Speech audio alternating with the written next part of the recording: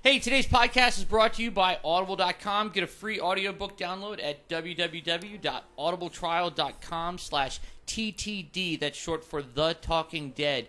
Over 100,000 titles to choose from for your iPhone, Android, Kindle, or MP3 player. Seriously, go do it. It's free. Check it out. Tell them we sent you, because nobody's really done it yet, and we're waiting for somebody. All right, Jason, you're on.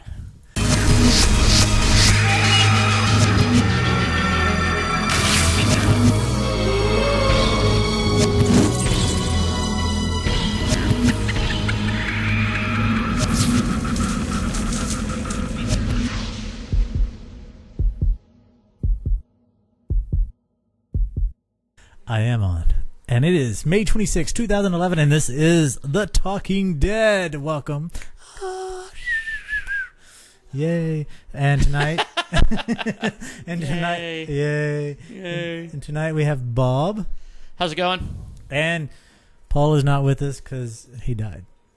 We killed him. And we killed him. No, he is out doing... Otherwise engaged. Doing his other things that he does, which is not this show, which he needs just to give up the other thing and do this show. Well, I'm saying it right here. He's got to pay rent or whatever. Yeah, whatever. No, he doesn't. He can. He has. I know where he can get, financial responsibilities, fiscal responsibilities. I know where he can get a box. A box. Yeah. That he can live in, and then he can come do this show. But anyway. So how you doing, Bob? I'm well. Nice shirt. Thanks. It's my favorite shirt. It's a heavy rotation shirt. Is that why you're getting another one? Yeah. Speaking of shirts, we are adding new merchandise to the Zombie Popcorn store, and I just launched a Zombie Popcorn messenger bag, which is pretty awesome. And this weekend, if you're a newsletter subscriber, you find out a way to get 60% off of anything in the Zombie Popcorn store, minus the t-shirts and minus Ken's book. So, a messenger bag? Is that a merce? No, it's a messenger bag. It's like if you're, I don't know, you just want to carry shit and throw it on your back, but it's not a backpack because it only goes on one shoulder. It's draped across your chest. Yep, it's stylish that way. Very stylish. So you should go check it out and get that. So nothing new with you? Well, I mean, not a whole lot. It was kind of nice. The weather's been nice, and so somebody lent my girlfriend a bike, and we biked over here in the nice. How is that to ride a bike with your lady friend? It's nice. Yeah? It's nice. I'm kind of like becoming a bike guy. Yeah, are you gonna be the guy that gets the crankshaft tattooed onto his leg? No, not at all. No, not at all. You're getting the full back piece. But it's kind of interesting there. Like I like I don't know, like I like drinking. We should totally get sponsored. I should totally get sponsored by Fat Tire Beer. We should. One, it's delicious, and two, they're sort of like this interesting brewery. And I think these are the cans, but on the bottles of Fat Tire Beer, they started a campaign where it has little paragraphs on the bottles, and people are telling stories about, like, I fixed the bike for this little kid down the road, and it was their first one. And it was like little, just little blurbs about, doing shit for people and promoting bike culture. Is there kind of nice. Is there an addition, something that you left out? I was like, I fixed a bike for a little kid, and I was drunk on Fat Tire. Right. While drinking fat, but and actually the stories are like that. The guy was like, it wasn't I was drunk when I did it, but the story was the one that I read where the guy was like, I fixed a bike for the little kid and gave it to him, and I hope I started his lifelong love affair with bikes, and I cracked open a cold Fat Tire to celebrate. It's kind of like this promotional thing, but it's one of those promotional things that makes you feel good about yourself. Oh, yeah, so. I mean, bikes. I kind of dig it. So biking and beer goes hand in hand. So when I was buying beer tonight for the show, I was like, well, obviously I got to stick with what's working, and I'm gonna show up here on a bike. I do love Fat Tire. I've drank it for a while now. It's good stuff. I have it in my pint glass. Because I don't like. Stole from Belmont. I did. I'm not a big fan of drinking out of cans. Even Guinness, I have issues with it. You didn't offer me a glass, so. Well. No, I'm fine. As the voice in the background. Well, sorry, Bob. That's okay. Suck it up. I can deal with it. I'm gonna poke holes in it and start shotgunning them soon. Well, since we started this attack, I've not been a good host and not giving you a glass. We should just jump right into fighting right now, and I'm going to bring up an issue that's going to start this fight. Yeah, Are you ready? We're gonna fight. Are you ready? Yeah, we're totally gonna fight. Okay. We both at different times went to go see the movie Avengers, and you saw it before me the first time, and I say the first time because you've seen it more than once, and so Miley and I went, and we were expecting to see something awesome, and we were let down. And we did not think the Avengers. It was entertaining, but it took forever. Look, dude, I've already sent the petition to the appropriate governing body. Your fanboy license is being revoked as we speak. That movie was fucking awesome. It was great. You mean awesomely awful? No. Oh my God. See, we are gonna fight. I thought it was so good. Everything that was done in it was perfect. It was what summer blockbuster movies should be. It is what summer big budget action adventure movies should be. It was such a fun ride. I saw it twice and loved it better the second time. So you think that is the movie that you should look towards if you're going to make an awesome summer movie? And Prometheus is just crap. No, I haven't seen Prometheus yet, so I can't judge. I can only hope that Prometheus lives up to it because I love the Avengers. I thought it was so good. There was so many. Man, being a little kid and reading those comic books and seeing the pictures on the page and then all of those perfect moments from the comic book were translated to the screen. It was exactly like I had imagined it. It was exactly like I remember reading about it in the comic books. Little things too, from just the way Captain America uses the shield. You know, remember the scene where there's the blast and he jumps up in the air and he hides behind the shield. His whole body's like tucked behind the shield, and then he gets blown out the window, but he's okay because the shield, kept him safe. And the moment when Thor, dings the shit out of his shield, but it's vibranium, so it, disperses the energy, and then it makes everybody stop fighting. And the moments when the Hulk was fighting Thor, and the Hulk was just smashing the shit out of everything, but then he couldn't pick up Thor's hammer, and then he couldn't understand how he couldn't do it, and his feet are sinking into the non-skid on the helicarrier. I mean, it was great. It was so good. It was just little moments like that, little things that all added up to make it a great, great movie. Well, I can see why you would enjoy it, but for the average person who his only connection to Marvel and these superheroes is occasionally reading a comic book here and there, growing up and seeing Iron Man and Thor and the Hulk. Well, okay, for a movie based on its own, outside of the emotional connections that you have to it, it took forever to get anywhere. The storyline crawled at snail pace, and when the action started, there just didn't seem to be enough of it. I'll quote the dude on this one. Well, that's just like your opinion, man. Here's the thing too. It turns out you're in the minority. But you know what? I'm on the minority of everything. A majority has never shown to be right. Yeah, right. We talk a lot about consensus opinion. It's got a the score on Metacritic right now is 69%. Which that's based on 43 mainstream critic reviews, 32 of which are positive, one negative review out of mainstream critics. Okay, so you say this, but we were at a bar the other night, the night that we went to go see the film. Everyone at the table, except for you, disliked the movie. Yeah, everyone was you and Miley. And Matt Matt loved it. No, he said he did not like. He said he loved it. You misunderstood. No, him. he did not say that. He was just trying to mitigate my rage. So you're saying a Christian lied to me to protect your feelings? Maybe. Well, Matt. I think he liked it. My impression from him was that he liked it a lot. I talked to my friend Kermit yesterday. He loved it too. My girlfriend loved it. The user reviews on Metacritic, 740 are positive, 36 negative, and 29 neutral. It's overwhelmingly positive. You guys are in a very small majority. It doesn't matter. I'm not saying it's a horrible film. I'm just saying it did not deliver what it promised. 802 other people felt it did. 802 other people probably believe in pedophilia. So, I mean, I don't care. Now you're making it weird.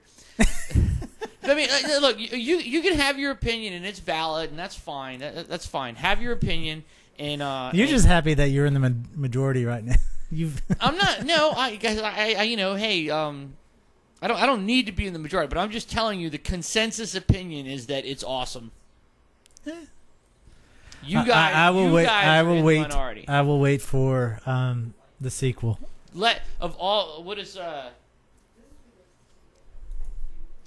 What was it? 36 negative reviews out of 805. You're less than one. Your view represents less than 1% of. So what you're saying is that everyone else bought into the hype and just went in there thinking it was an excellent movie, came out thinking it was an excellent movie. I say, based on the history of the majority of people throughout things, they're sheep. Look at Apple. Well, yeah, but you have an iPhone too. So no, I don't. I have an Android. No, you have an iPhone. My iPhone was $50. So and it was you have one. And it was purchased so a friend could buy another iPhone. But whatever, you have it was one. A charity case. That doesn't count. You still have one. My main phone is this. It's not a flip phone, but a slide phone. That's my main phone still. The only reason I have an iPhone, and it's a piece of shit, was before I got the Transformer Prime. Yes, it is a piece of shit. But before I got the Transformer Prime, and now I'm making the transition to get the Android. I'm not worshiping. So what I'm saying, Apple. I'm just saying I have an iPhone. It's nice. I like it. And I'm not saying that you don't like your phone. I'm just making the parallel that there are a lot of people who like the Avengers, and there's a lot of people who like Apple. Right. And they're both crazy. No, they're not. I don't think it's a fun. And not only that, but the movie is crushing box office records all over the place. That's just because the producers and Disney and A Marvel film.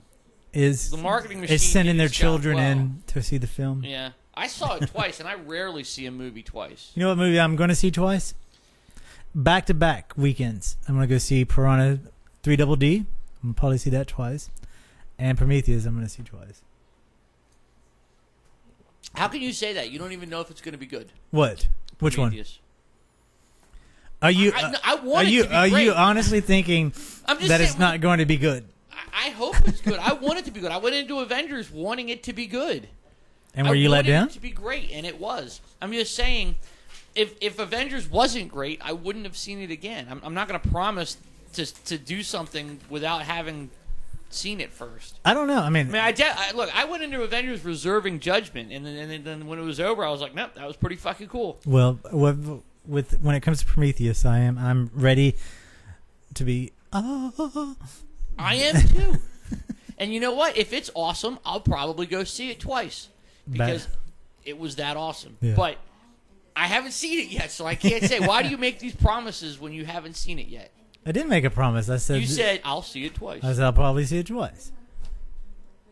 That's you kill me, man. We're gonna arm wrestle. Are we gonna arm wrestle to determine by virtue of physical contest? We're gonna determine which was the better movie. Might doesn't make right. It will in this case. We're gonna fall back to that. if the Avengers wasn't such a great movie, then like God would not be on my side. by virtue of trial by combat. Out in the courtyard now. Yeah. Take the camera, set it up. We'll take out like Nerf guns or something. Yeah. Laser tag. That would be legitimate. Yeah. But we'd have to use real lasers though. I can go get a little 1 milliwatt laser. Well, we can go buy the lasers that they use to make the new lightsabers. Have you seen that? Yeah. You're talking the Wicked lasers. Yeah, the ones that say you have to wear protective eye gear. I know. We could fight with those. We could get those sabers. Did you read that website altogether? Did you see like really what's going on there? No. I mean, I looked at the website, but I didn't. They sell laser pointers, and they sell milliwatt lasers. Which, like, if you buy those cheeseball keyring laser pointers that have the red laser, they're like, I don't know, like maybe they're like 0.01 milliwatts or something like that. Really low intensity, really cheeseball laser. That company, Wicked Lasers, they make handheld lasers. They're green, so they're more intense. Yeah. And they're in the milliwatt range. They can't guarantee that every one will be at 1 milliwatt, but their production is tight enough that they say that they approach 1 milliwatt. And then you know, dude, a 1 milliwatt laser, you can shine that shit on the moon, and you can see the beam through the night sky, like pretty much all the way up. I mean, it's really intense. And they use them for they get used a lot for teachers that are doing astronomy classes, like when they're out looking at the night sky, they can use these milliwatt lasers and point at star clusters in the night sky, like use the night sky as their planetarium. Yeah. It's pretty cool awesome to see. It's really neat, especially if you're in some place that doesn't have a lot of like light pollution and stuff going on. They're really, really intense lasers.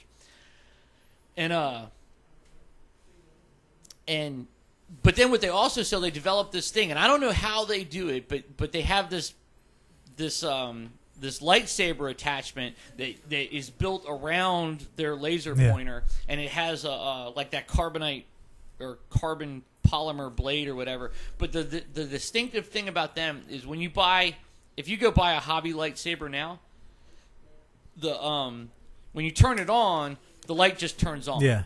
It just goes. It's just whoop, there it is. Yeah. But the Wicked lasers have some kind of system, and I don't know how they do it. Because I think it's in a vacuum. I think if I remember correctly, the tube that it's in has a tube inside of a tube, and it actually goes around that.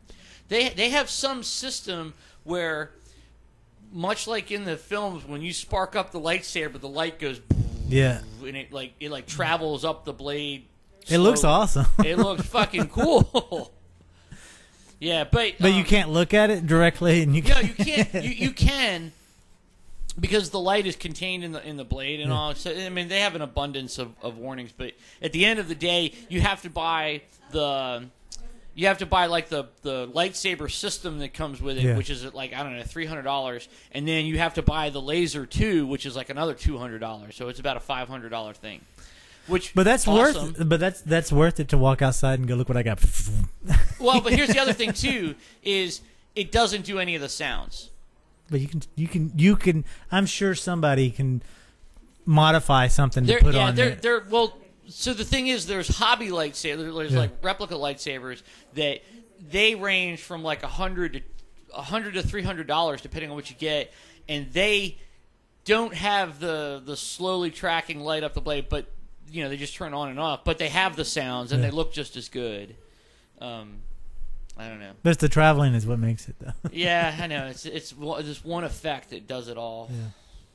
But I'm sure somebody could just easily take a small motherboard, put a speaker, program a speaker, and have the sound come at when you click on it. It turns on. Well, the guys at Wicked Lasers that did the lightsabers, like why didn't the guy in the boardroom be like, hey, we need for an extra $25, we could put sound on it? Well, maybe because they would get sued because they don't have the rights to call it the lightsaber. That's true. Because they don't call it the lightsaber. Yeah. They call it what?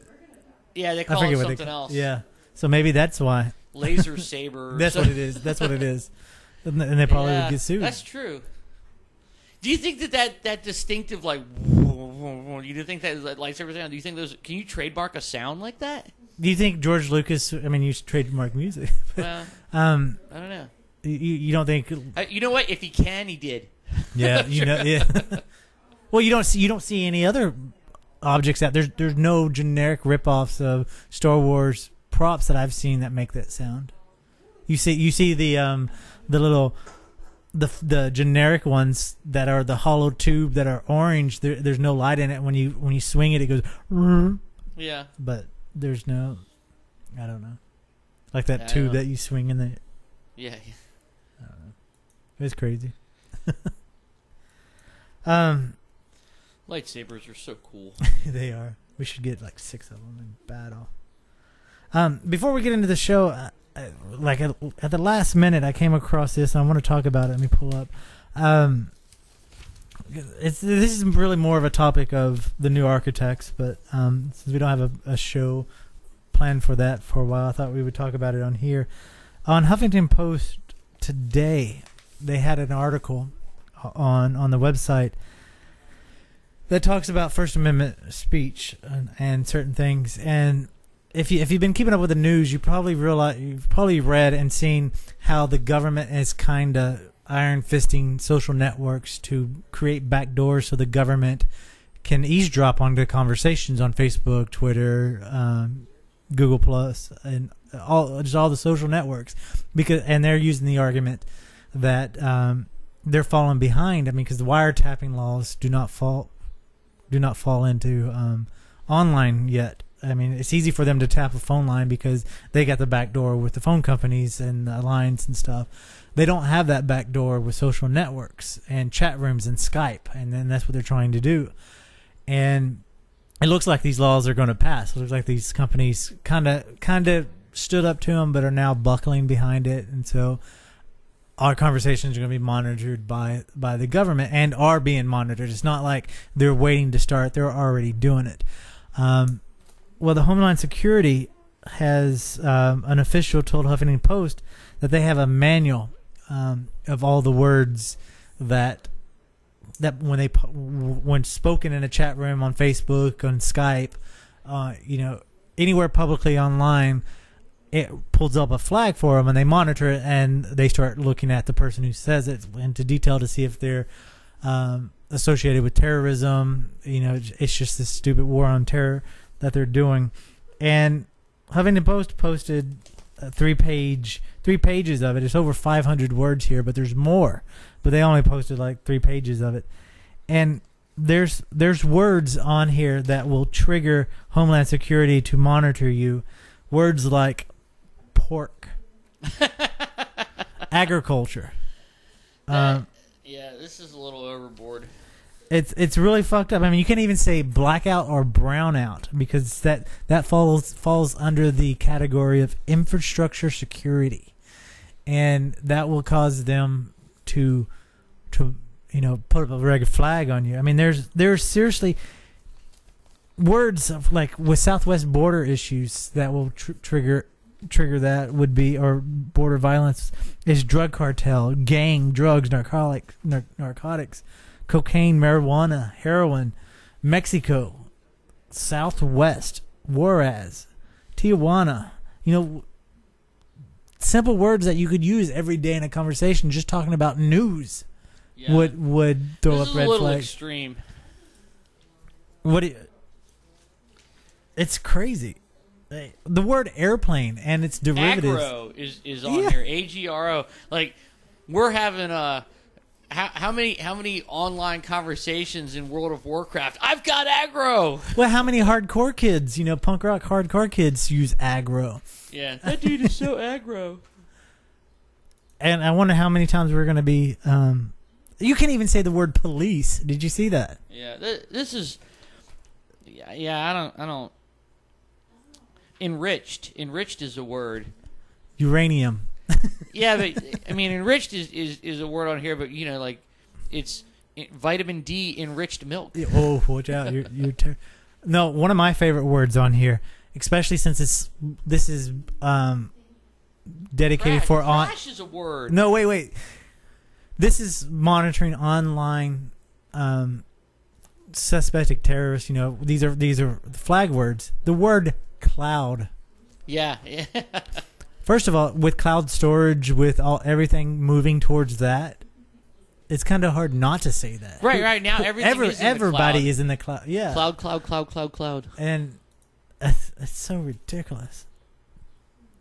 I'm trying to remember on the show Alias, there was a computer system that monitored all cell phone and telecommunications, and it did just this. It looked for these keywords, and then it flagged them, and then if things got flagged, then it looked at them closer, and then determined if something was a possible threat or something like that. And I can't remember what it was called. I was reading Judy Berry's work today, and it's funny because during the Redwood Summer and the protest of the clear cutting of the redwoods, she was highlighting COINTELPRO and other government organizations that would infiltrate peaceful groups and activist groups to disrupt them and to shut them down. I mean, definitely COINTELPRO is most popular with the Black Panthers. And so I was reading about that, and it was so funny because with the things that she was saying in her book, it seems like it's been amplified. The stuff that they were doing to the protesters to save redwood, forest, what they were doing there has been amplified 10 times now, and it's insane. I mean, it's. Growing up, being a part of the anarchist movement and reading that, you always heard, I never really took serious of people, they're like, we're becoming a police state. We're becoming a police state. And I would be like, no. But it's scary how much truth there really is to that now. Yeah, it's... You can't find it? No. And I don't know, it's one of those things like shit. I can't remember it. It was something like Oracle or I don't know, something like that. And I always thought that was like pure science fiction, but maybe not so much. Well, we know that they were doing it with phone taps. That they would monitor what was going on, what you would say and stuff. On phone, and now they're just trying to move, trying to advance that to the online world. And outside of the police state conversation or argument or whatever, do they have the right to monitor online activity like this? I don't know. And that's an interesting question because, like, if two people are on the phone talking and having a discussion and legitimately planning to blow up a building, I would want them to be caught. But see, what's funny is if you look at the history, outside of a very few individuals, and you can even look at modern day arrest, especially from the COINTELPRO till present day, if you look at the history of activists who've been arrested and charged with terrorist activities or plotting to bomb or blow up something, the details show that the groups and the individuals were infiltrated by the FBI already, and it was the federal government who planted these ideas and that kind of coerced these activists to go forward with the stuff. And they always pick people who have some kind of lower self-esteem or some kind of chemical dependency to get them to go through with it. And we can talk about, I was reading Judy Berry's work today, some of her works today, and we can use that as an example. Somebody tried to assassinate her and Daryl by putting a bomb in their car, and it went off. Luckily, they both survived. They were injured. They both survived, but the day that it happened, the FBI came out and said that they blew themselves up. That it was their own that it was their own bomb, that they were going to blow it up. And come to find out after investigations and coming out that the federal government started doing a smear campaign, a propaganda campaign against Earth First, sending out fake press releases and sending out fake information, sending out, pamphlets to the Sierra Club and sending out to other groups of how to build bombs and how to do activities like that. And to kind of beef up, to set up the story that they were violent people. And then when their car blew up, they said like, well, it was their bomb, when they were actually being set up by the federal government. And even you can look at recently in Chicago, in Ohio, was it Ohio, where those 3 kids were arrested, and it was on May Day. First story of May Day was when the 3 anarchists got arrested because they were planning on blowing up the bridge there. And if you read the affidavit, which the affidavit's online now, you can read it.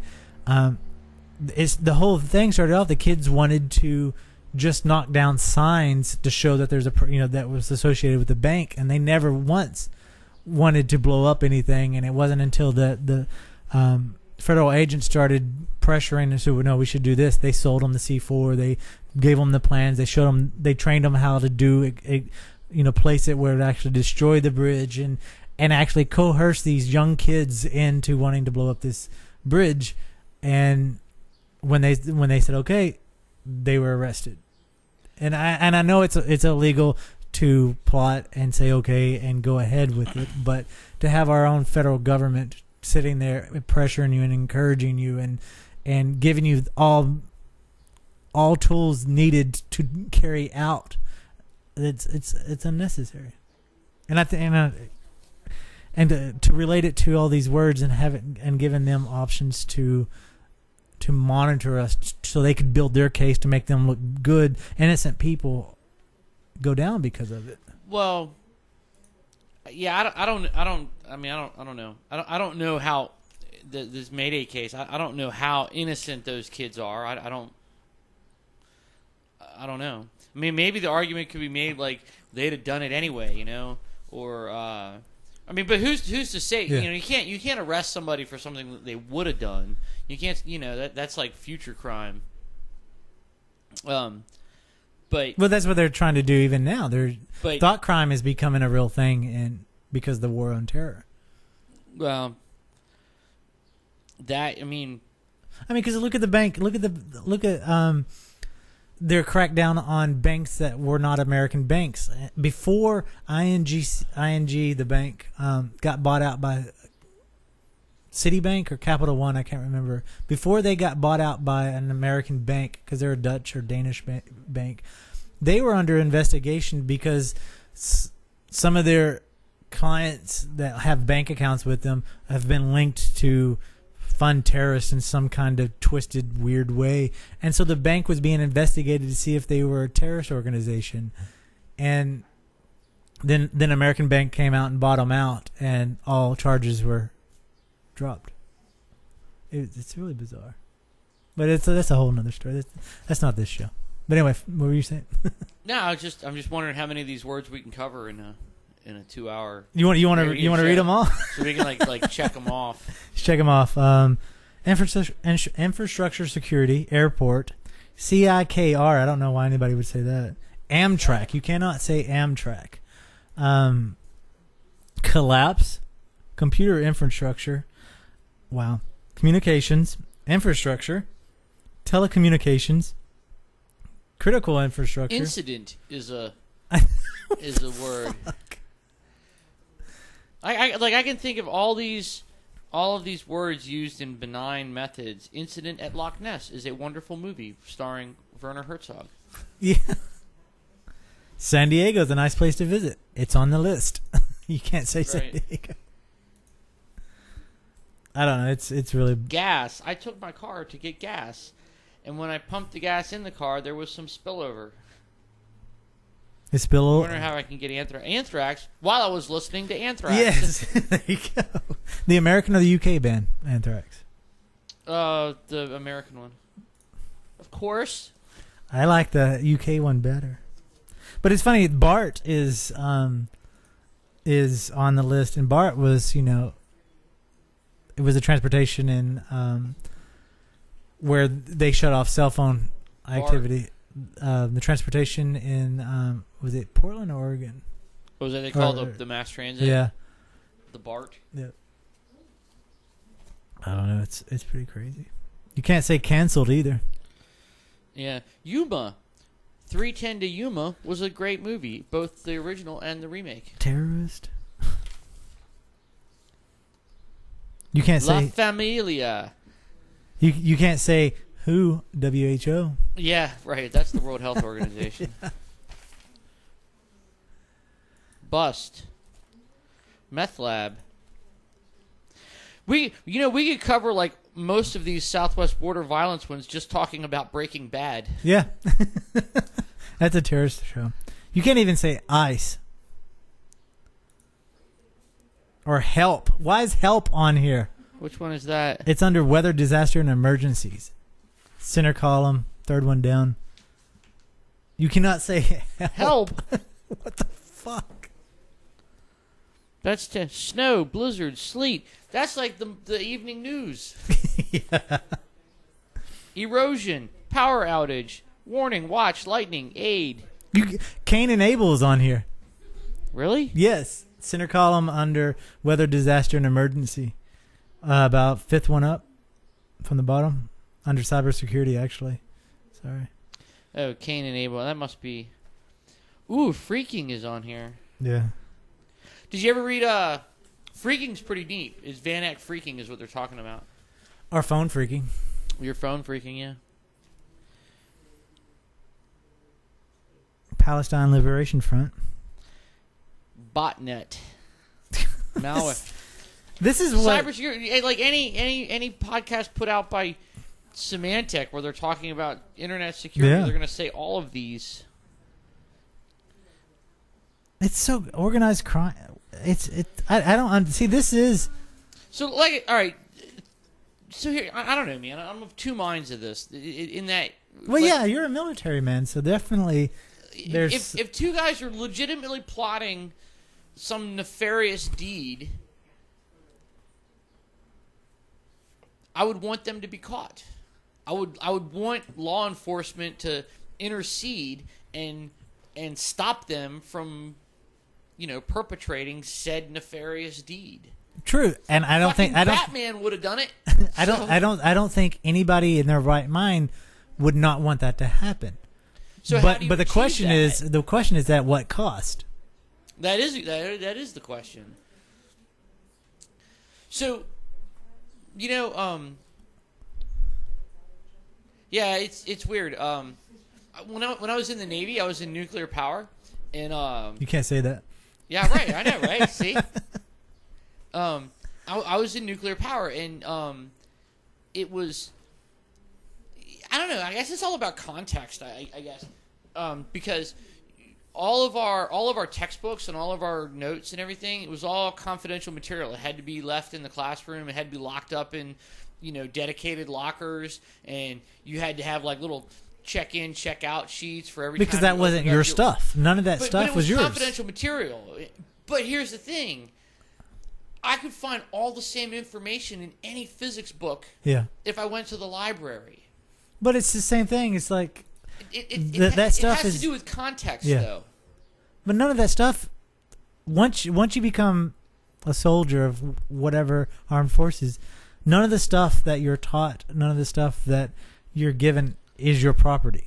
It is property of the government. But it wasn't about whose property it was. It was about security. Yeah. It was about security leaks and about is that the government calling your phone? Yeah, right now? they were calling my phone. They're like, cut it out. Cut it out. Not funny. No, what I'm saying is like you take a class on nuclear physics, right? And in your notes, there you have to worry about alpha decay and half-lives and calculating half-lives and stuff like that. The very same information is available in any physics textbook. Yeah. But that because of the context of it being naval nuclear power, it's now confidential material. So and you weren't allowed to talk about it. So with that, you're saying it within context that it becomes that. How does it? How does that apply to something like Facebook or Skype or any other social network or any other online communication system? I would almost argue that I don't know, like I guess in an ideal world, all right, first of all, one, I have really nothing to hide because one, I'm not a terrorist, and two, I don't plan on blowing up a building, but and I don't post anything on Facebook anyway, and Facebook is one of those things like you're putting that out there to the world. You know what I mean? Like when you make a Facebook post or you have some kind of Facebook message, the default setting is the world can see it. So if the government chooses to look, then I don't know if I have a problem with that. Now, what about a private communication such as Skype? Skype is not public; it is a form. Again, if you and I were plotting some nefarious deed and we're talking over Skype, you would want, yes. I would want those people to be But caught. nobody's arguing that. It's like, oh well, they can plot, but you shouldn't be able to look. If you and I are talking about, say Thomas says he's not going to do the New Architects anymore, and I call you up on Skype, and I say, hey, I want you to become the co-host of the New Architects, and for the next show we're going to talk about terrorism. We're going to talk about the history of terrorism in the United States. We're going to talk about the Unabomber. We're going to talk about Timothy McVeigh. We're going to talk about all the things that could possibly we're going to cover 97%. Yeah, we're going to cover 90. List. Yeah, we're going to almost 100% of the words that will flag us.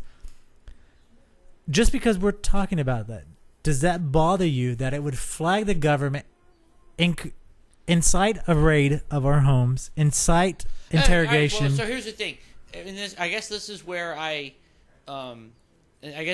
fall on it because I don't know. I feel like I don't have anything to hide, but I think if you're going to pass a law about it, if you're going to establish the rules of engagement, then I would say that they're free to look, and you can look all you want. I don't really care. It's not going to bother me. But nothing should be actionable. Yeah. You know what I mean? You can look, and so what I'm saying is, on the context of you and I having a conversation alone and tripping off, a whole bunch of these words and making somebody's eyebrows raise up and getting suspicious stares, that should never, ever lead to a SWAT team busting down the door, right? In order for that to happen, now you have to have hard evidence. That's when a judge has to sign an order. Somebody needs to look. There needs to be a system in place to prevent that from happening. But 9 times out of 10, that system doesn't happen that way. Well, I mean, take example. It's the same way with search warrants. If the police want to knock on your door and search your apartment, the first words out of your mouth should be like, "Well, all right, where's the warrant?" Yeah, but even the kids at the NATO protest, there were kids that live in Chicago. They had their house raided the night before, 2 nights before the protest began. They were taken into custody.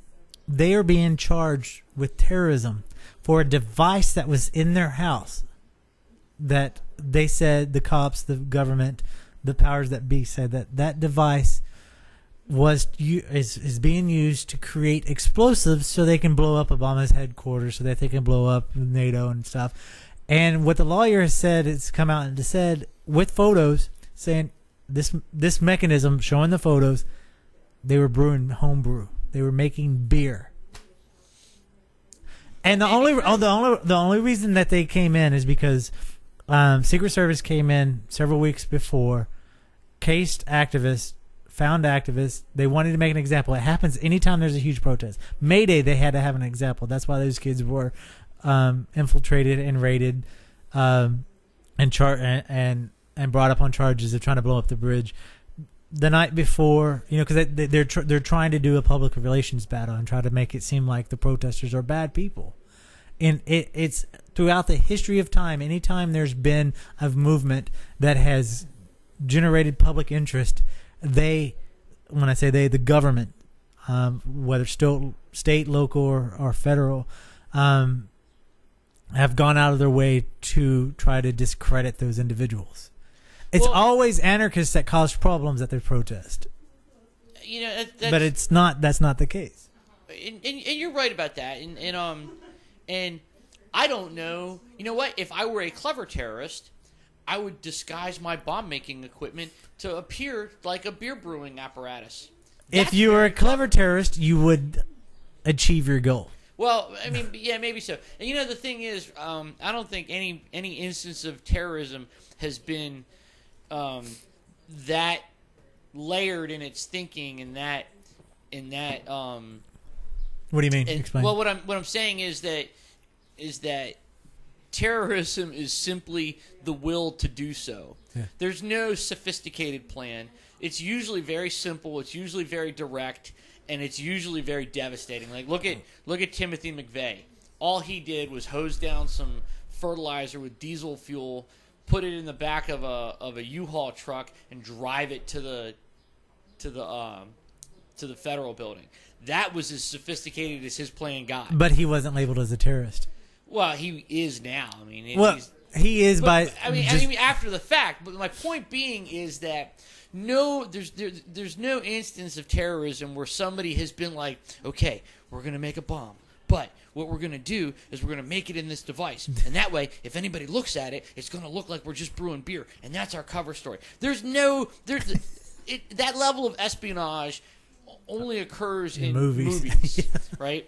And so, and I also, I realize that things are a trade-off, and there's there's instances where, yeah, sure, somebody's going to look, and I don't really care what they see, but it's also a system of checks and balances, which is why we have organizations like the ACLU. Anybody who says that they don't support the ACLU is a fool. Well, that's the Republican Party. They're trying to dismantle them. and of course they're going to be opposed, right? It's checks and balances. It's this static opposition that is going to be wherever you go, and it should be that way. Yeah, I mean, we could talk about this all night, and that's not the purpose of this show. Let's talk about some movies. I mean, are we still going to arm wrestle over the Avengers? Because no, because I think the world will find out just the same way that the people are going to find out that these kids that were arrested in Chicago and Ohio, I think the other location was, that they're going to find out that these kids are innocent. I'm sure they will, and I hope the ACLU is helping them out. And what I'm saying is just the same way the public is going to find out that these kids are innocent, the public is also going to find out, they're going to come to their senses and realize that the Avengers was not that good of a movie. It is that good of a movie. I'm going to put those words on my watch list. The Avengers sucks. That's a flag. That's phrase. A flag for you. Awesome. That's going to... Lightning is on the list. Goddamn. We can talk about Thor and his mighty Mjolnir hammer conjuring lightning. There, we just got flagged. You know what? We're broadcasting live. I'm surprised that... I did get surprised like somebody hasn't beat the door down right now. Ooh. Coming up, dude. Yeah. Yeah. It's crazy. Are you excited about Piranha 3 Double D? Who wouldn't be? Do you think it's going to live up to it? Maybe. I mean, it just, because I think it can't be as they think. It just needs to be like everybody needs to know which movie they're in. Yeah, and I think they do. I think the first Piranha was an accident. The success of it, the way it came off. They knew they were making a cheesy movie. They knew they were making something over the top. And it was a dice throw, and they didn't know how it was going to land, and it landed in their favor. Piranha 3 Double D, It looks like they're taking what was fun in the first one and redoing it in this one. I mean, there's another penis scene that's being cut off. There's boobs. I mean, obviously 3DD. David Hasselhoff. They're bringing back, the big names. Or I guess that's not really big. Names, it's okay. It's okay to run those jokes. It's okay to have those gags. I mean, Police Academy made a living off. Yeah, but you have to be sincere. You have to have a level of sincerity to it. And if it's sincere, I'm sure it'll be good. Oh, I think it will be. And this time, as far as I know, I haven't seen anything to the contrary, but it was actually shot in 3D. The original, the first one was a 2D 3D conversion back when, and this one has actually been shot in 3D. So it's going to be a higher quality, higher caliber 3D on this, even though that the piranhas are CGI. So that's not going to be any different, but everything else will be. It should be fun. It should be a fun ride. I mean, I'm sure it'll be worthwhile to watch it. Yeah. That's next Friday. Woo! So we'll be talking about that on... Oh, actually, no, we won't. We'll be talking about it the weekend of Prometheus. Actually, we won't even do that. I won't be here that yeah, we're not even going to do a show then, are we? Maybe we should do a quick show live at the location. We'll figure it out. But Maniac trailer was released. Did you see it? Yeah. Oh my god. I'm of two minds about it. Tell me about it. I remember watching the Maniac when I was younger, and it was one of the scariest movies I'd ever seen at that time, and it's horrifying, and I thought it was just chilling. It was like it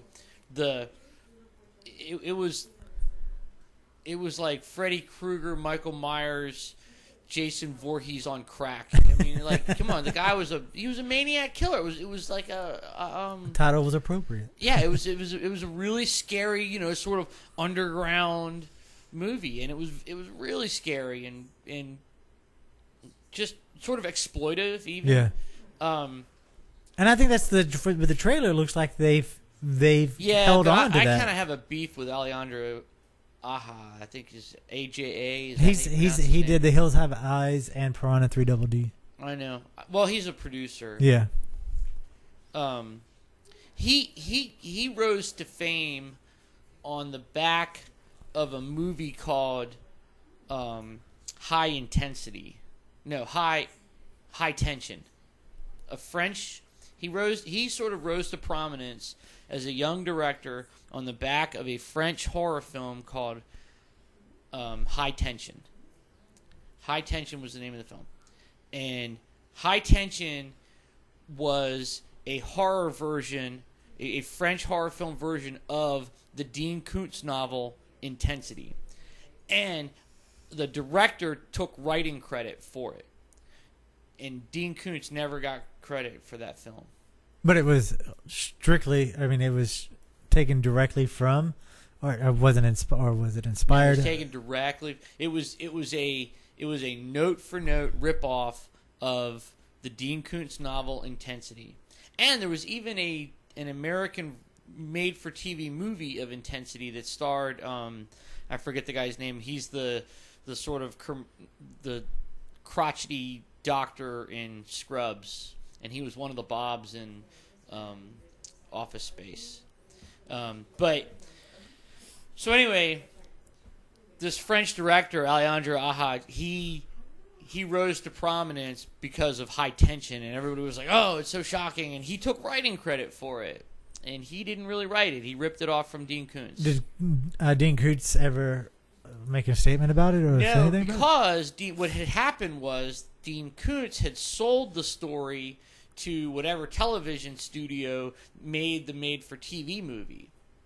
Oh, so he didn't even have the rights for it. He didn't own it anymore. Yeah, so he was shit out of luck. But, which is, I kind of get it. But I just, when High Tension came out, I remember I'd gone to a lot of trouble to get like an import copy of it for the video store, because I had been reading all these things about it, and there was like, oh, this new director who is this new face of horror and this new horror genius, and I was like, all right, I was so excited to see it. And then like the first 15 minutes of the movie, I was like, this is intensity. This is intensity. This isn't anything new. I've already read this. I've already seen this. Weird. He just put more like sexual innuendo in it and more blood, I guess. So, with that said, you don't like him because of that, because of the way he got his fame. How does that? But he didn't. All right, so fair enough. So maybe I don't like him, but he doesn't direct Maniac. He's a producer as well. So it's just his money. But on the new trailer, it really has class to it. I think it has an old feel to it. It has. I like that Elijah Wood is going for these dark roles. Yeah. Remember the first thing he did on the heels of the Lord of the Rings movies was Sin City. Yeah. He was the cannibalistic weirdo killer Kevin in Sin City. He likes eaten those by wolves. Yeah. That was great. But the trailer looks great. I mean, it has all that exploitation element to it, and it seems like it's really fucking creepy. Because the trailer took the first person point of view, the POV angle of when the killer's going after his victims, right. And that's always fun. That's. Do you watch the have you watched the that Elijah Wood show on FX, Wilfred? No. Very funny. Very, very funny. He's really good in that show. Elijah Wood is a really talented actor. Yeah. And I mean he can be dark enough that I think he can pull off this role as the maniac killer.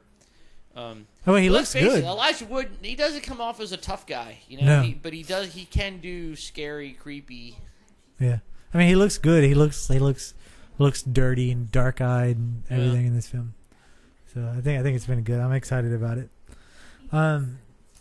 Pixar Disney is re-releasing Finding Nemo, but this time in 3D. Not impressed. I mean, I liked Finding Nemo. It was all right. It was cute. Yeah.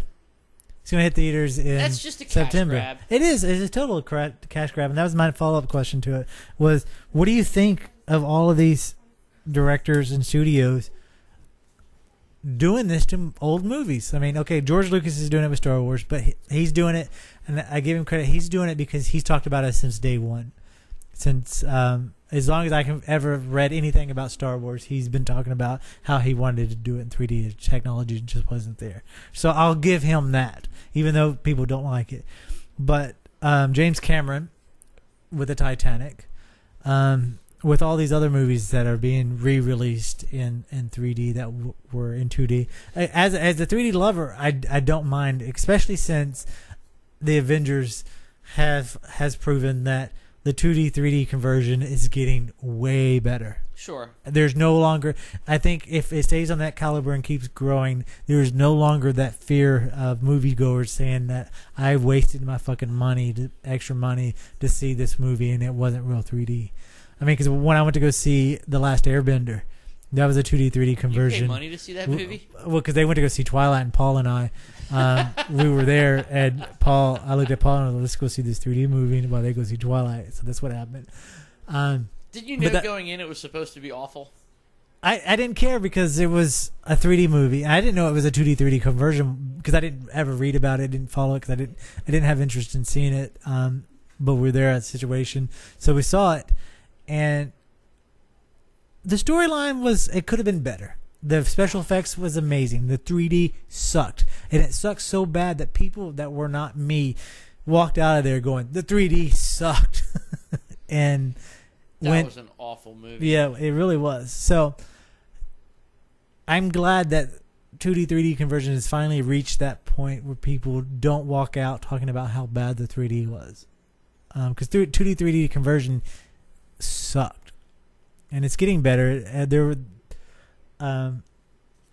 Alice in Wonderland, Piranha 3D, all those were 2D, 3D conversions, and they were not good in terms of 3D. But hopefully, I mean, we've reached that point. But anyway, so what do you think about all of these films being re-released in 3D? I'm not really on George Lucas's side, but fine. If he legitimately said he wished he could have done it in 3D, then fine. I'll believe you, and he'll get a pass.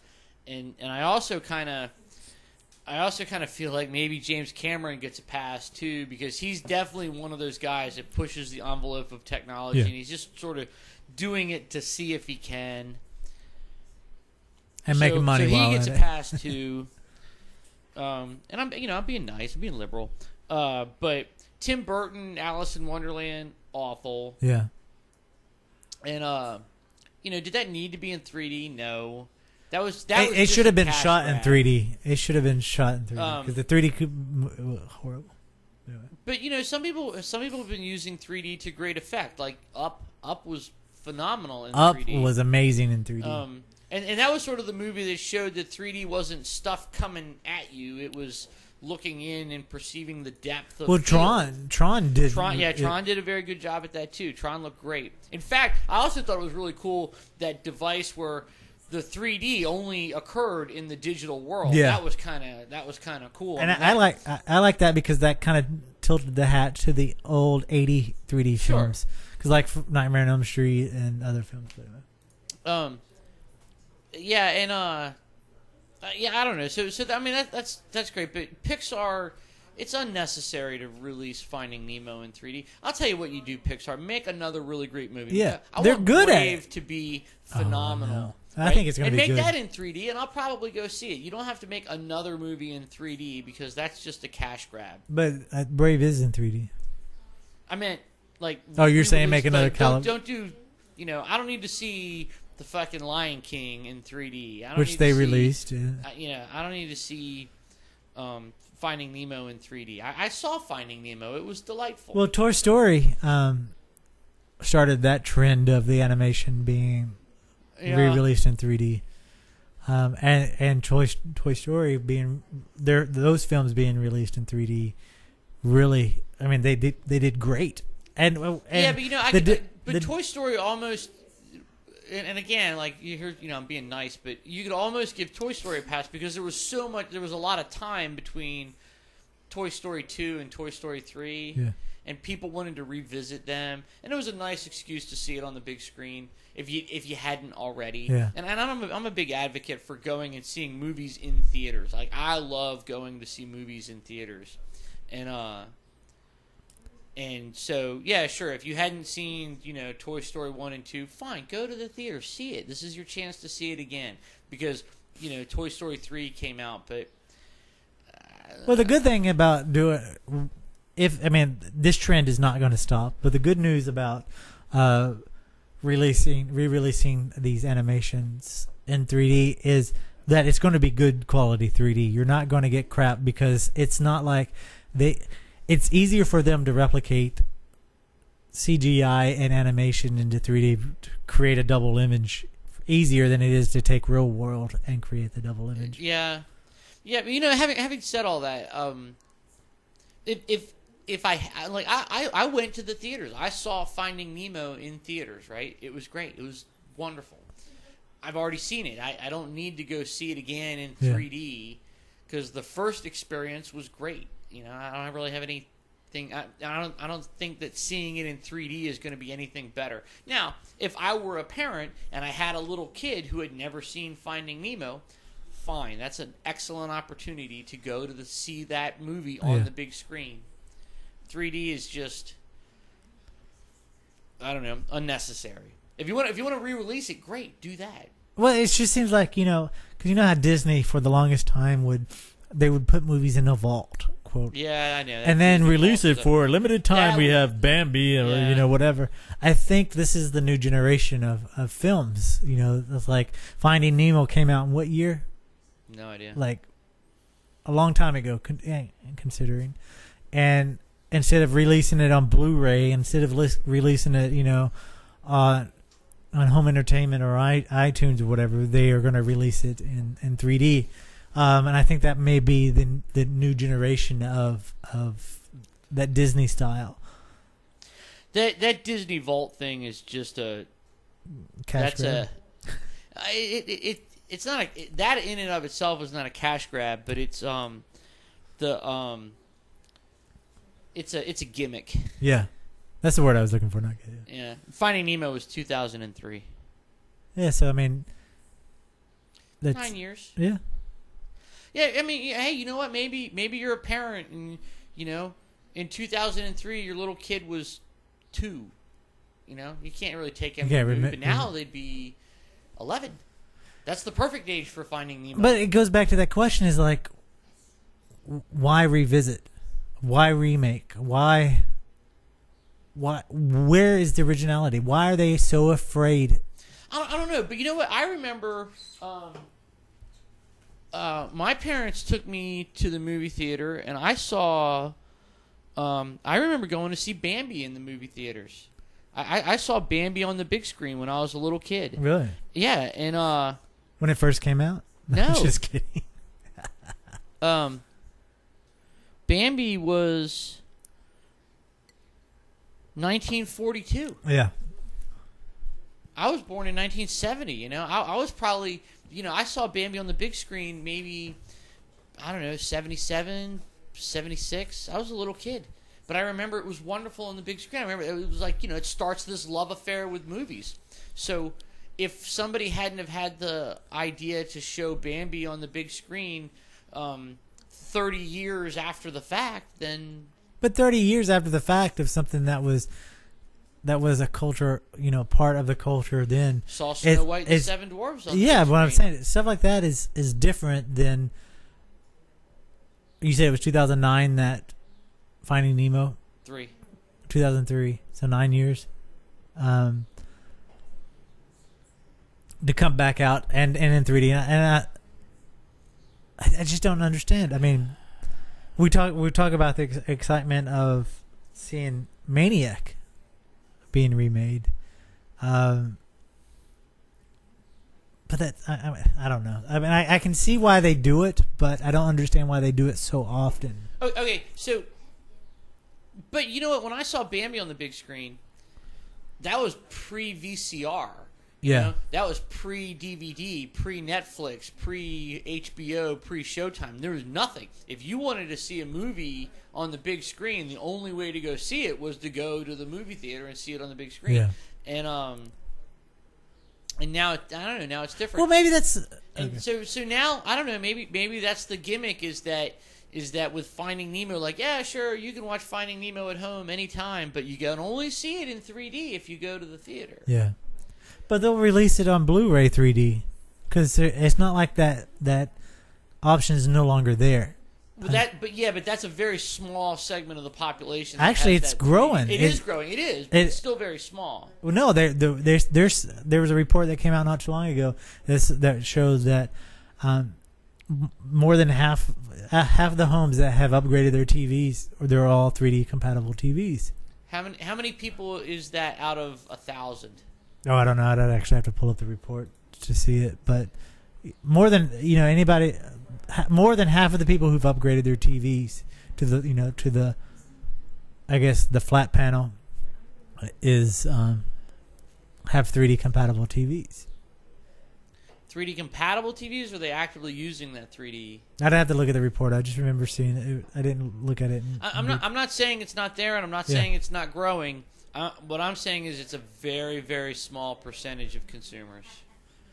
Well, I think another reason those are people who are, like, one, have the money to spend on it, and two, are very tech savvy. Well, and so they're a very, very small percentage. The wide demographic is still people going to theaters and paying extra to see a 3D movie. Well, also that with that format, it's more mainstream have moved away from that format. They're using Netflix more. They're using the Roku box. They're using Apple TV, and they're using Google TV and stuff like that more, which is interesting because Google now allows you to convert any HD video that you upload into 3D. Yeah.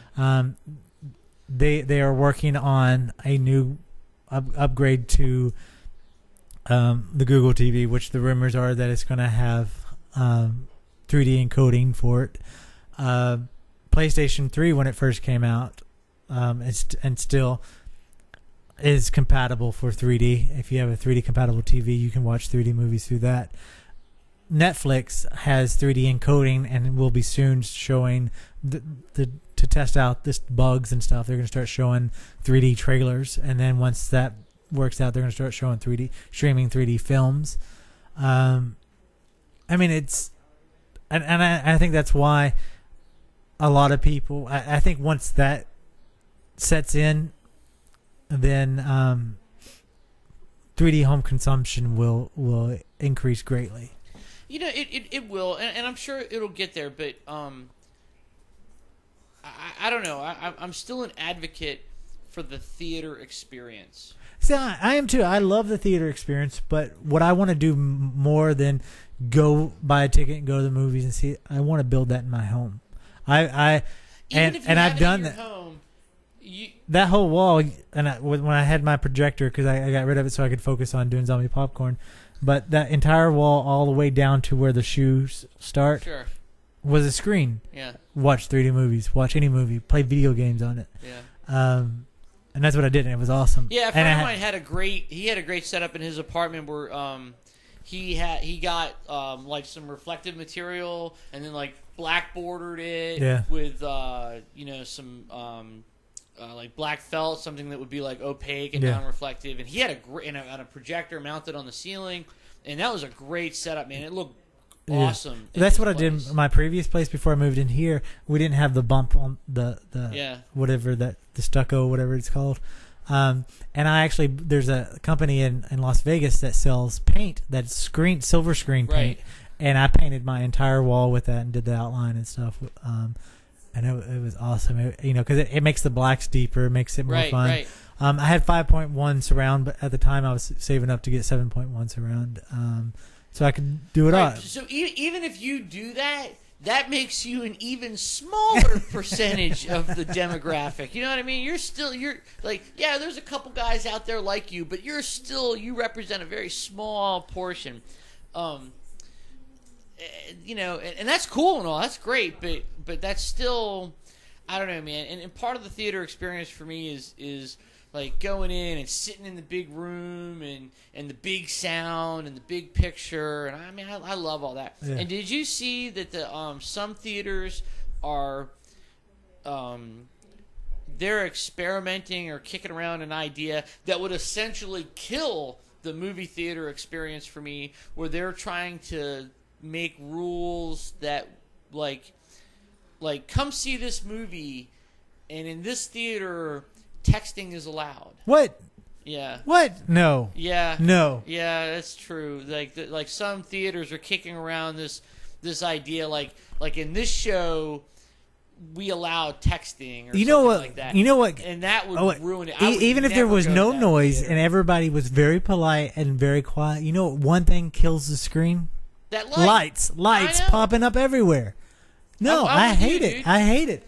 When we had the projector here, cars, sometimes their lights reflection would hit the wall, and I would just be like, "What is that? What is that?" Because that's ambient interference. Well, no, I know, but that's life. But there's one thing that human eyes are trained to do: when they see light, what do? Look at it. They look at it. Yeah. I think that's just the worst idea ever. No, that's horrible. And I hate. I don't even like people taking out their phone and just like checking what time it is because that light is really bright. And it's funny. Like the last time that's I why saw Google Avengers, Glasses would be good because nobody will be able to see it. The last time I saw Avengers, we were in the theater and we're watching the movie. And my phone starts blowing up, but I have it on silent, right?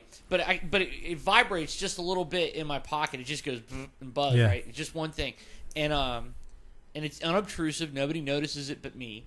But it kept buzzing, and I was like, "What is it? What's going on?" I was like, "Oh my god, what's going on?" But I did not look. I waited until the movie was over, And it turns out it was just something stupid, you know? Yeah. Like we were trying to schedule a pickup hockey game or something, and everybody was chiming in on what their opinions were. Yeah. But I resisted the temptation to look at it because I didn't want to fuck it up for the people around me. Yeah, no, because that does suck because the theater is dark for one reason and one reason only. I'm not a brain surgeon. I'm not a rocket scientist. There isn't an imminent launch or an imminent like brain surgery or heart transplant that I need to look at my phone. But you know what? Even if there was a launch or surgery that you had to attend, and you go to the movies, fuck them. No, you should have known. You should have known. Now you know what?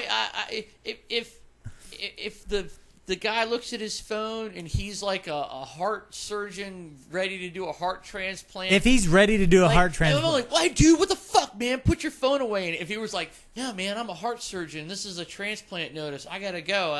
I think in that instance, I would say, all right. You. No, I would say you're a douchebag for going to see a movie knowing you were expecting that call. Well, in those in my mind, in my head, those circumstances are like, you know, he's been waiting for a week to get that call. So, the odds of it being during the movie or just whatever they happen to be, but it's, you know, those people need to live too. That guy needs to see Avengers 2. No, because he'll fall asleep and miss the buzz. Oh my gosh. I want heart surgeons to go see Avengers. So they can fall asleep and not save people. And all those people. All right. What do you think? Have you seen the Red Band trailer for Abraham Lincoln Vampire Hunter? I have. What do you think? I like that director a lot. It's Timur Bekmambetov. I have trouble saying his last name. Watch. Night Watch. Love I know. movies. And Wanted, which I thought was a really cool movie. I mean, some people don't like it, but they're like, what? Bullets can go in circles? I don't get it. But, you know, I was like, fucking A, it's a comic book. Get over it. But, yeah, I have a lot of... I've never read the source material, which I understand is a lot of fun. But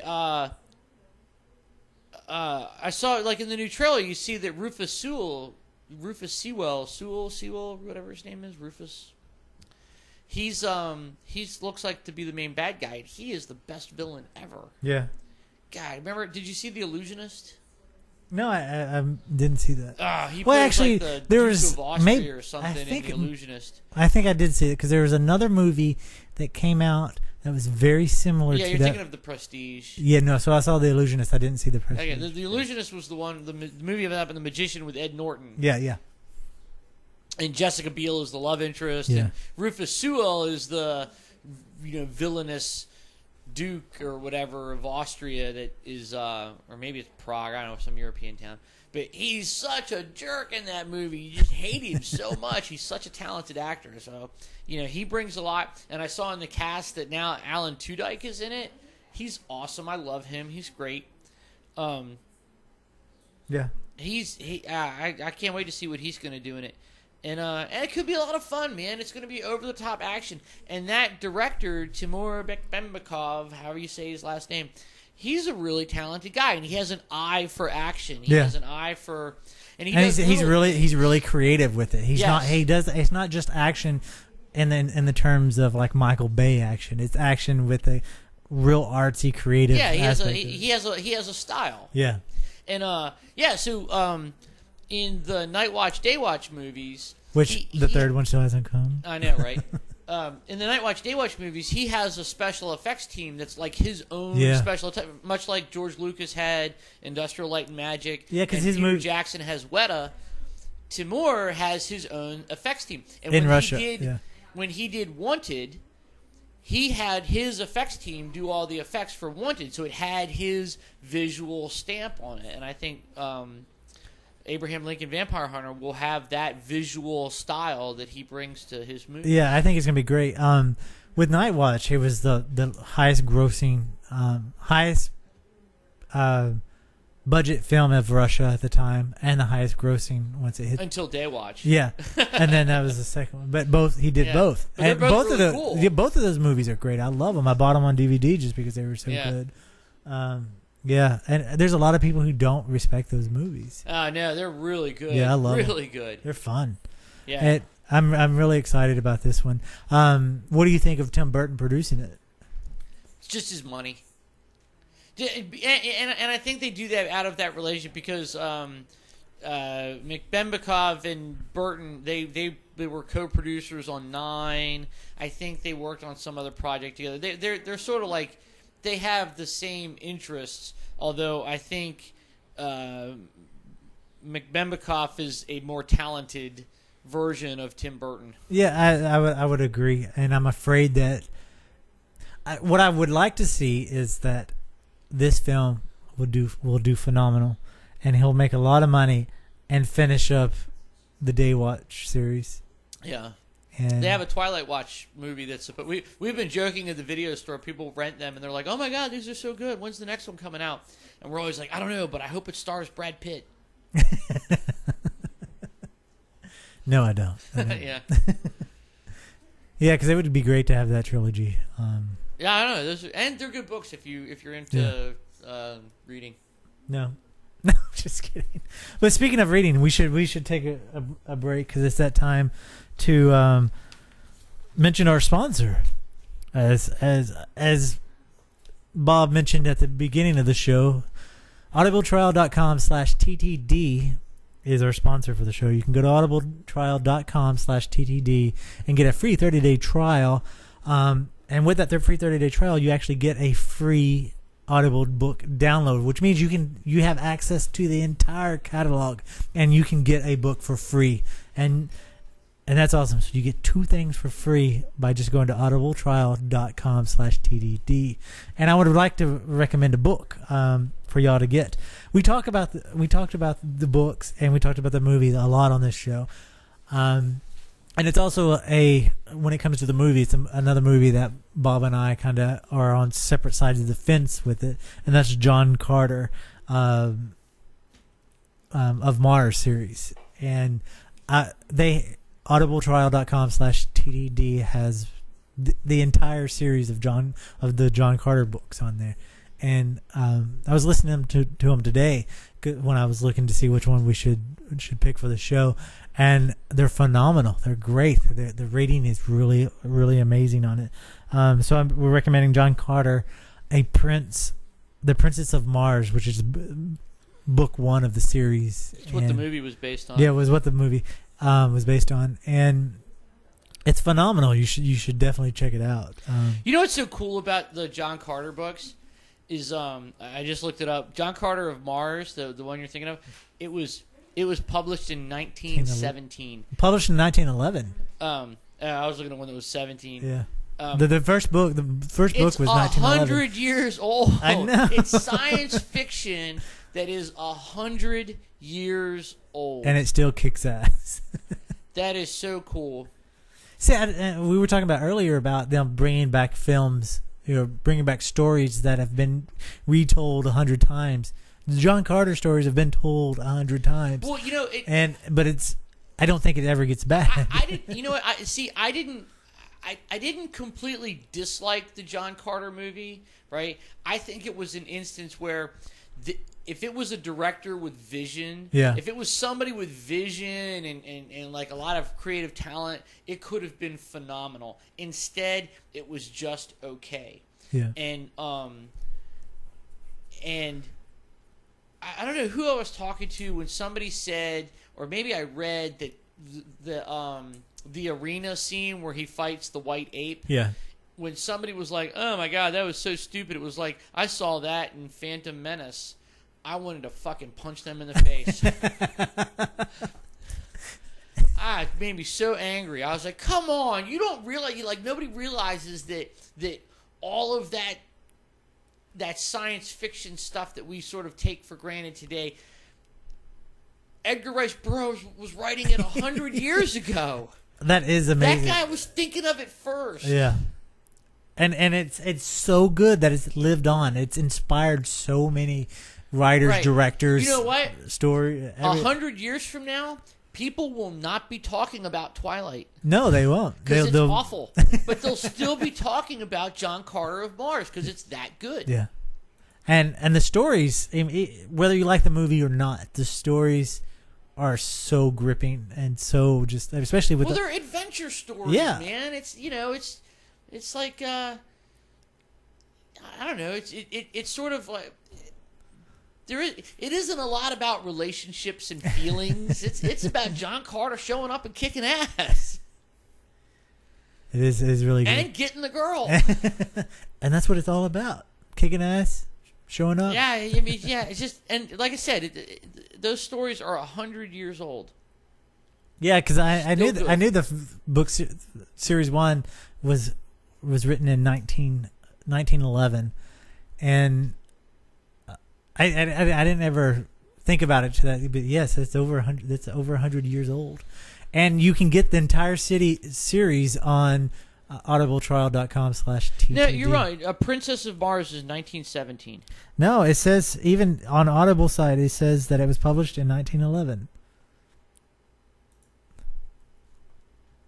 I'm looking at the Wikipedia site, and it says and Wiki is never... I know, right? All right, so whatever. It's still 100 years. 5 years...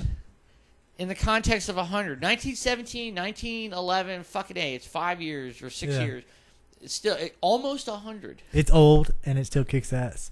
And you should go check it out at audibletrial.com/TTD. Somebody Carter. should totally try that Audible trial thing, because you know what? It's free. It is definitely free. And you can get this book for free. You can get any book for free by just going to audibletrial.com/TTD. I would like one listener to just try it out and then tell us what they think. And like, you could try it, download your book, and then cancel it. Yeah, you totally can. And we still get the money for it. And it helps. Take advantage of them. We've turned into the begging hour. I'm not really begging. I'm just I did it. Next time we're gonna get a podium. And we're going to dress up like Southern Baptist, and we're going to say, "It's time, people, to reach deep in your pockets." Yeah. No, I'm not saying you don't have to spend any money. Yeah, no, it's free. That's the whole... I don't want you to spend any money. You do it, and then they're going to give us some money. Well, that was the thing, is because we talked about this before. I was like, I needed to find a sponsor that wouldn't cost my listeners any money. And Audible Trial is the best way to do it. Because you get something, you get two things for free, and if you truly love it, and if you truly get into it, you subscribe to their thing, and it's a win-win-win for everybody. But it's awesome. So, again, that's audibletrial.com/TTD. There is a new film coming out, and I just found out about it today, based on CBGBs, and the film is called CBGBs, and it's focused on the nightclub owner who was forced to close CBGBs in 2006. What's the nightclub owner's name? Crystal is her name. Who's playing him? Actually, Hilly Crystal, who that's who Hilly Crystal is, the owner of CBGBs, but I don't know who's playing Hilly Crystal, but Alan Rickman is going to be in it, and Alan Rickman is a super talented dude, but I don't know, man. Studio 54 was not that good of a movie. Yeah, Debbie Harry, her character was cast for this film just today as well, but I don't have that. Somebody playing Debbie Harry? Yeah. Oh, all right. Why don't they just get Debbie Harry to play Debbie Harry? Maybe because they want a young Debbie Harry. I bet it's Dakota Fanning. Do you think so? I don't know. Maybe they wanted a young Debbie Harry. I saw Deborah Harry live in concert. A lot of people have seen Debbie Harry live in concert. She opened up for around a while. Yeah, she's opened up for the Ramones, and that was a great concert. But anyway, I'm like, you're not special. No, I'm not trying to be special. I'm just saying. But yes, I mean, there's not much information about the CBGB movie, and I was shocked to see it because, I mean, CBGB is only relevant to people who live in New York and punk rockers. I don't know. I mean, everybody knows. Everybody sort of knows what it is. Yeah. It's sort of one of those cultural things. It might make an interesting movie. I mean, it's I'm sure it's an interesting story. If it's handled well with the right people, anything is good. Not anything. Well, yeah, okay, Teletubbies would be awful. I don't care who's directing that movie. We should get Teletubbies to sponsor this show. Yeah. But Happy Hogan, you know who Happy Hogan is? I do. Happy Hogan is Tony Stark's personal bodyguard and driver, played by Jon Favreau in the Iron Man movies that were directed by Jon Favreau. And I think Jon Favreau does a good job as Happy Hogan, and he signed on to reprise his role as Happy Hogan in the forthcoming Iron Man 3. Yeah. Oh, well, yeah. I think Hogan adds he adds an element of like almost comic relief to the movies. Yeah. He was great. He was great in Iron Man 2. I love Jon Favreau. He's awesome. And I think Jon Favreau is one of those guys, like when he's acting, he pretty much just plays himself. Which is why I didn't like the other movie, his follow-up to Swingers was Made, right? And in Made, he plays like almost a gang heavy, and he's not very good or convincing in it. Because you're like, no, dude, you're the sort of heavy-set, chubby, likable guy that everybody loves. What are you doing? I don't know. What do you think about the Iron Man 3 budget of $200 million? That'll be about right. But I think it's only $100 million more than Avengers. Yeah, so you're like, whatever. It's like they proved themselves with I hope this director does a good job, and I hope he doesn't fuck it up, because Jon Favreau led the way with the Iron Man movies, and he revitalized the Marvel universe. Yeah, because Iron Man was so good. Yeah, because Hulk had a lot of false starts. Captain America kind of. Well, Captain America followed Iron Man 1 and 2. Yeah. So again, Jon Favreau leading the way, and you know, and I'll tell you what, if Iron Man was not a success, if Jon Favreau did not step up to the plate and knock Iron Man and Iron Man 2 out of the park, there would have never been an Avengers movie. No. But now that the Avengers has set massive records as it has, there's going to be Avengers 2, there's going to be Iron Man 3, there's going to be Thor 2, there's going to be there's a new Hulk that they're in the talks now and everything. I hope so. Yeah. You know what else Marvel's doing is they're in the process, or they're trying to reacquire the properties that they sold. Yeah. Like meaning X-Men and well, Spider-Man. they've already acquired from Paramount. Oh shit! I read about it today.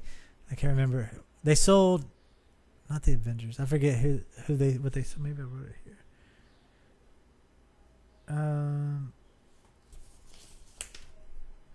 No, I don't have it. But they sold something to Paramount. They just recently, either they've just recently acquired the rights back, or in the final process of that now. Did Paramount do anything with it?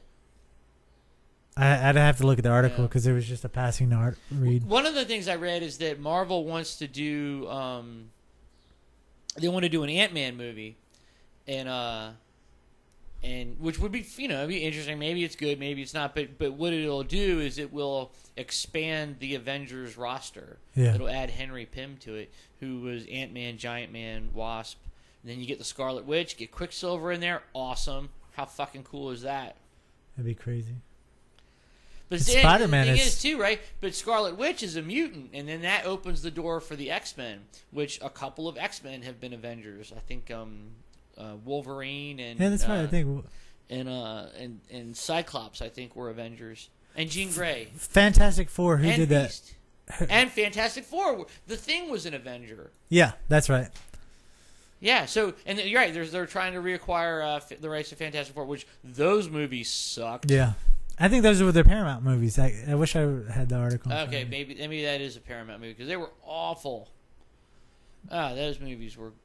as much as I like Michael Chiklis, he was so good in The Shield, and then has been awful in everything ever since. He was the worst as The Thing, and then that horrible, horrible TV show he was in called No Ordinary Family or something, where they're this ordinary family that gets superpowers, Oh wait, yeah, Awful. I think, yeah. That was a horrible movie or TV show. He was the dad, and he had like super strength and was invulnerable and strong. And then like his wife was Julie Benz, and she was like a speedster.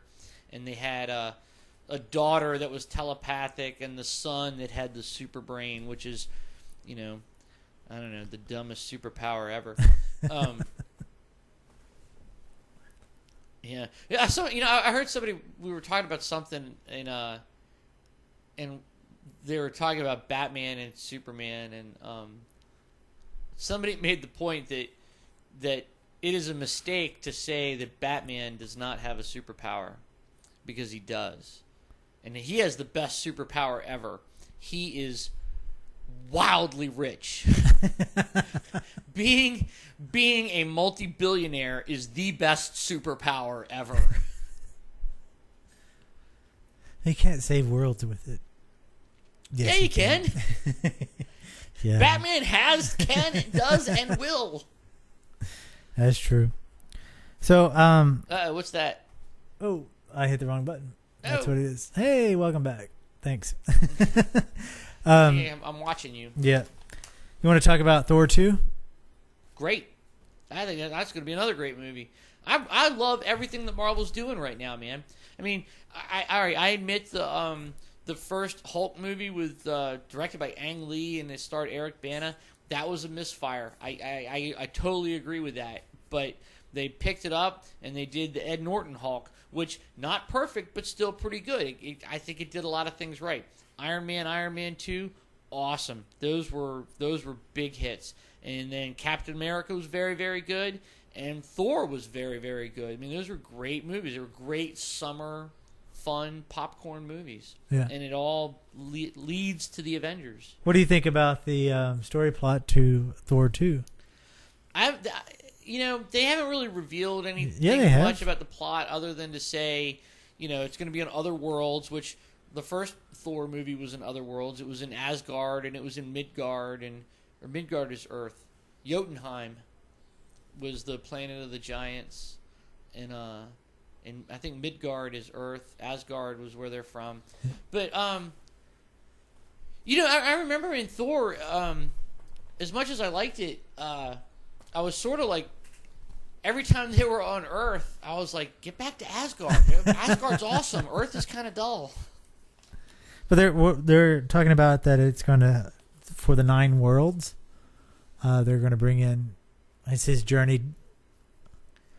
Yeah, Thor's interesting because Marvel had to make a stand on it, and they had to sort of reconcile the world of magic and the world of technology, because Thor and Iron Man were going to be in the same movie together. And so what they did was they sort of came to this conclusion that the Asgardians are not magic. They're just so technologically advanced that to us it seems like magic. And I kind of dig that. That's kind of cool. I mean, that's the Arthur C. Clarke thing where he said any sufficiently advanced civilization would appear to be magical to us. And I think that they can go down that path just as readily with Thor as they can with Iron Man. I mean, come on, man. We've already established there's other worlds. The Avengers showed us that there were other worlds, and they leaked into ours, and it was kind of neat. Like in in Avengers, right? It dealt with, there were like these alien technologies that required power sources, and even the aliens using the technologies were limited in some way by power. And I think a Thor movie would be great, and it can be on another world, and it will be. It's interesting that Mads Mikkelsen was cast as the villain because he's a very good actor. And beyond the point that it's going to be on another world, I don't know much about what's going on with the plot. Although the Iron Man movie plot, they've revealed that that's going to be, I think they call it the Extremis storyline. There was a real famous Iron Man arc called Extremis, where it had to do with Tony Stark injecting himself with this nanotechnology, so he's sort of like carrying the suit around with him at all times, and then it goes bad. And that'd be cool. Yeah, Interesting. So, are you a fan of Gary Oldman? Yeah, sure. He is going to play the scientist in the RoboCop remake. Yeah, these remakes of the of these Paul Verhoeven movies are starting to worry me a little bit. What's right? that? Well, there's the RoboCop remake, and then there's a Total Recall remake. Oh, that's yeah. on the horizon. And they're both Total Recall does not look good. It could be good. It could be. No, good. it could be. But, you know, Verhoeven had such a visual. You know, we're talking about visual style and directors and like vision. He had and it. Talent. Verhoeven had a style, man, and it shows. And I don't think anybody's going to be able to do as well with it. I don't know. I mean, I'd like it to be good. I might go see it. Maybe. Oh, I will definitely see it. But I don't. I can't say either way because all I've seen is print on what they're planning on doing. I'm really nervous about how they're going to make RoboCop look because there's already been the discussion that they're not going to keep. They took away the visor. Yeah, the iconic look of RoboCop. Yeah, it's right. You know what? Putting Gary Oldman in there, he's a really talented actor. Then they might just be polishing a turd. Maybe. But there is a series that starts on June 7th that I'm very, very excited about, and very happy that Disney has released a 30-minute, I almost said prelude, to Tron Uprising, and in this 30-minute clip, you get to learn about a new character named Beck. And if you haven't listened to the show or haven't followed Tron Uprising is an animated series that's going to be on Disney's XD, and it's the story between the original Tron and Tron Legacy. It's about the Uprising. It's about all the shit that goes, the battle, the revolution that happens between those two films. The rise of the Clue. Yeah, and the 30-minute clip or 30-minute teaser is pretty fucking awesome. It's really good. The art style is kind of a cross between the first Tron and Aaron Flux. The kind of art, the lanky, the long. Whoa, let me just knock shit off here. Busting up the joint. I have to. That's what I do. But it's really good. And Beck, in the story of Tron Uprising, Tron has been killed by Clue. And Beck is a program who sees injustice and wrong happening, and he takes the identity of Tron, but he takes the idea of Tron of trying to reclaim the grid back to the original, and it's about his journey, and it looks really great. I like what they're doing with the Tron stuff because they're doing it is our destiny. They're doing like a lot of world building. Oh, you know I know. what I mean? I love Like they're sort of filling in the blanks, and that's very cool. Well, because I always dig Tron, man. I've liked that movie for so long. I have too. Yeah, and it's just, and it's an interesting. You know, nobody else is telling that story. It's great. And I think it's great because that world has so much going on and has going for it that you could do so much with it. And I love that they're bridging the gap because the teaser for Tron 3, Tron 2 sequel to Legacy, but 3 if you consider Uprising, the teaser to that is pretty fucking awesome and it looks great. Yeah, I'm down with it. I'd like to see another Tron movie. They're making it. They're just keeping I guess trying to get the younger kids involved with it. Yeah, I thought Tron Legacy was great. Visually, it was beautiful. Really a top-notch film. So you're not one of those people who think the acting was horrible and the story plot was horrible? No. I enjoyed it, yeah. Yeah, I liked it a lot. It was cool seeing Jeff Bridges do Obi-Wan Kenobi. Yeah, that's true. He's just... That was kind of neat. It was like the dude as Obi-Wan Kenobi. No, man, you're a program. Come on. Yeah, that was good. I liked it a lot. Yeah. So definitely the Tron Uprising is premieres June 7th. But I'm putting on Zombie Popcorn tonight. The actual 30-minute clip. Check it out. It is awesome. So do that. Good times. Another movie which I probably will not go see is G.I. Joe Retaliation. It's not a movie that... Everything about that movie screams stay away. Yeah, there's nothing to me that seems awesome about it. But the movie's been pushed back again. The date has been rescheduled for March 29th, 2013. And the reason it's been pushed back is because they're doing a 2D, 3D conversion on it. That is a lie. What's a lie? That it's a 2D, 3D conversion issue.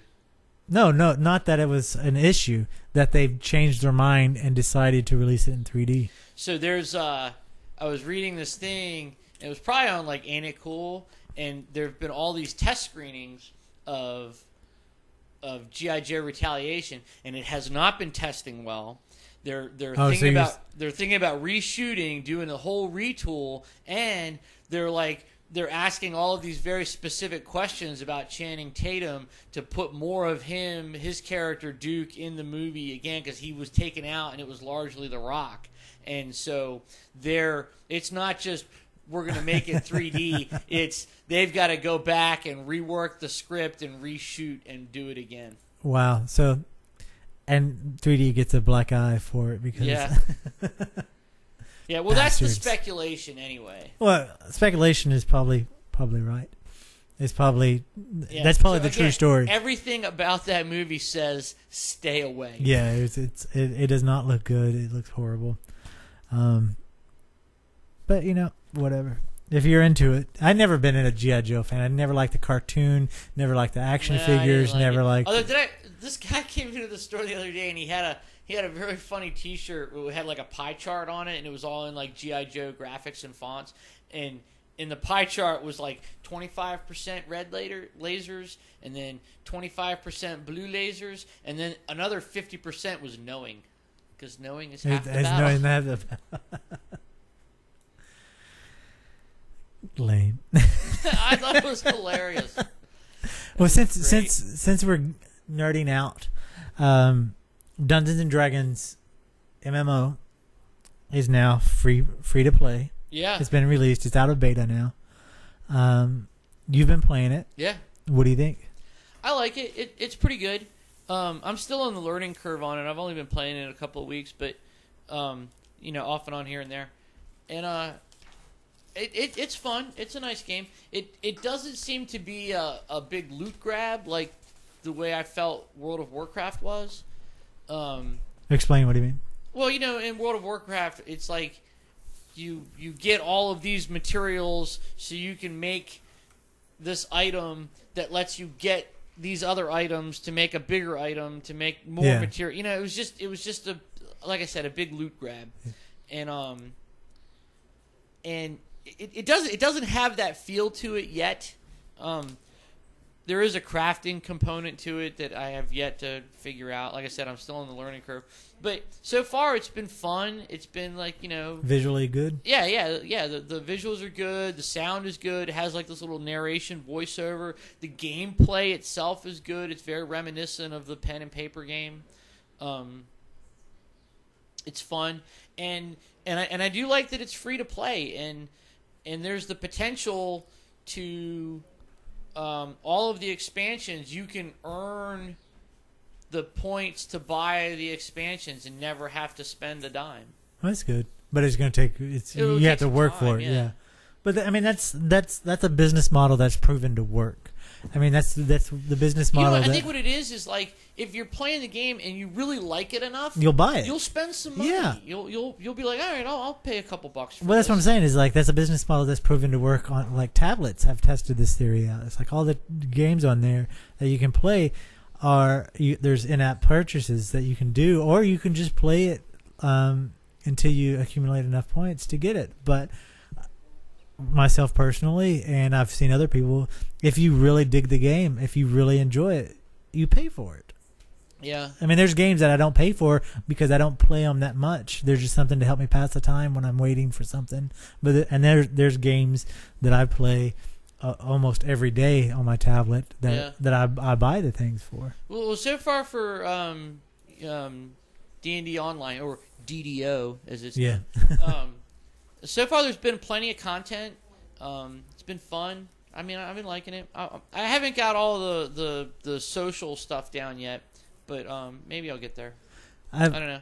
You know what the cool thing about it is too is that I remember when DDO came out, I was playing City of Heroes pretty solid, and I was like, I am not going to spend another $15 a month. I'm not going to spend another $50 to buy a game. Yeah. I'm not going to spend any more money to do that. I'm already doing one. But it was free to try, free to play. I may wind up spending some money on it, but for now, but it's worth it. It's free to try it out. Yeah, it's like now. I do like to try before you buy. Yeah. Well, plus it's not even that. It's like you try it, and when you give them the money, it's not like you're giving the money for the new material. You're giving money for the time that you've played, and it could be. And you're like, hey, that was worth it. Give me more. Yeah. Yeah, I was when I saw that it was free to try. I jumped on it. Yeah, I was gonna create an account the other day, and I decided to change my mind because, as you know, I'm updating my operating system soon, and I was like, well, I don't want to download anything. I don't want to put more on there because I gotta wipe it all out anyway. So I'm just gonna wait. It was a big download. It took about an hour and a half. I bet because the screenshot graphics are amazing looking. So I'm sure it's pretty good. Yeah, I'm liking it. Awesome. Nerding out. Makes me want to play the pen and paper game. Well, you do. With the natural ones. Every Monday. Every Sunday. But we broadcast every Monday. Yeah, every Monday. Anything else you want to talk about? Because we're about reaching that time. Nope. Nope. All right. Well, thanks for hanging out with us. Paul will be here next time, I think. Yeah, he'll be here next time. Go check out audibletrial.com/TTD. Listen to us on iTunes, Stitcher. Hit up zombiepopcorn.com. We have contest out the wazoo happening there, and let us know what you think. Thanks for tuning in. Have a good night. Wait before you go. As you probably already noticed, but if you're watching this on YouTube or on the site, we do broadcast this show live every Saturday night. So if you want to jump in, every other Saturday night, yeah. So if you want to jump in on the conversation in the chat room, do so. Just hit Zombie Popcorn, you'll see it. See you next time. Bye. Good show. Good show.